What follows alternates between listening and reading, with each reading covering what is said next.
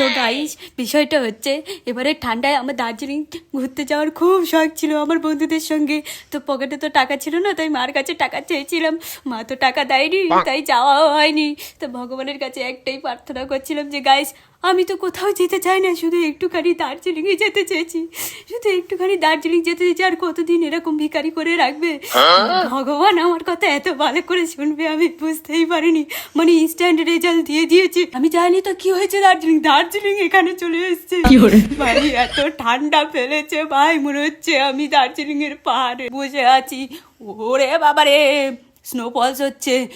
বাড়ি গিয়ে দেখো, বাড়ি গিয়ে চারিদিক কুয়াশায় পুরো ঢাকা, কাউকে কোথাও দেখা যাচ্ছে না, কিচ্ছু দেখা যাচ্ছে না। মানে মানে দার্জিলিংয়ে গেলে যেমন এরকম চাদর সোয়েটার পরে এরকম করে করে করে কাঁপতে হয়, সেই রকম ঠান্ডা ফেলেছে।